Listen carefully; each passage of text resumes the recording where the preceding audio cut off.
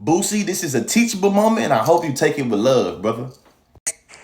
Us as blacks, we need to ban this Jeffrey Dahmer movie. This is some sick shit. What he did to our race. This is some sick shit. We need to boycott this damn movie off Netflix. This is sick. This is sick.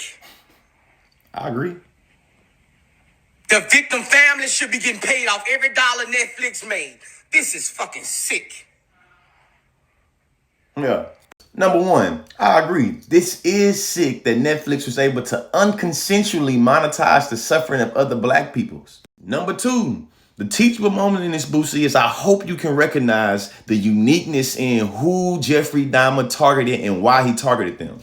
Number three, in the criticism of the Jeffrey Dahmer movie, we have to recognize that we are sensationalizing a serial killer at the expense of black gay men uniquely. Number four, this for the whataboutism crowd that'll be in the comment sections. Even if we can recognize that all of Dahmer's victims was not men of color that was gay, we still can't gloss over how he uniquely targeted men of color that was gay that was usually black men. Number five, I brought my boy Donnell to help me in with this point.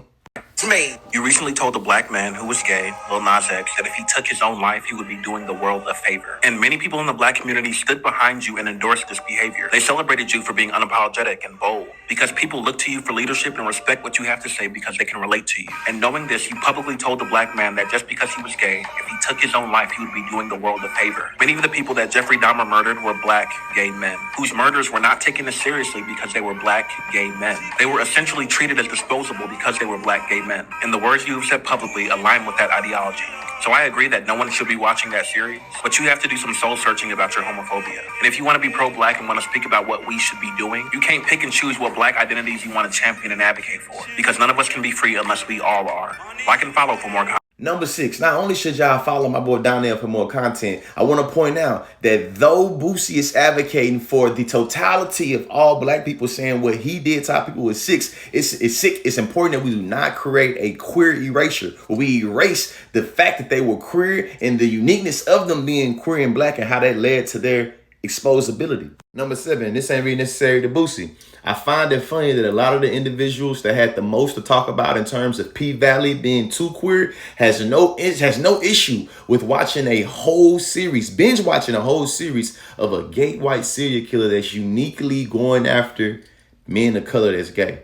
The hypocrisy of it all. Number eight, and Boosie, I mean this with genuine sincerity. If you want to learn more about what we're getting into, it's called Intersectionality, Education is Elevation, man. Straight black folks who couldn't get through Moonlight because there were two queer black men kissing are finishing an entire Netflix series. I'm talking about binge watching in one day, where a white serial killer is going around murdering many queer black people, a gay white serial killer. Likewise, it's a whole bunch of people that had the most to say about the queerness in P-Valley, but you binge watched all of Dahmer. Speaks volumes. The Dahmer series Monster, focusing on a real-life serial killer who took the lives of 17 people, has become the #1 show on Netflix, despite the controversy with over 196 million hours viewed from September 19th to September 25th. Let's talk about it. Jeffrey Dahmer molested and murdered mostly black men and boys, and to see people making edits and thirst traps of him is a little off-putting. Also recognizing that Netflix being able to sensationalize and monetize this story in a way at the expense of black people and their suffering is also a little grotesque. And just so we're clear, 'cause I know some folks gonna say, we need to tell his story. There's been at least 5 films made on this man. Like Erica said, I'm not telling anyone what to watch. I know true crime media is huge right now, but if you're actually curious about the victims, my family, the Isabels, are pissed about how this show is re-traumatizing over and over again. And for what? How many movies, shows, documentaries do we need? Thoughts in the comments.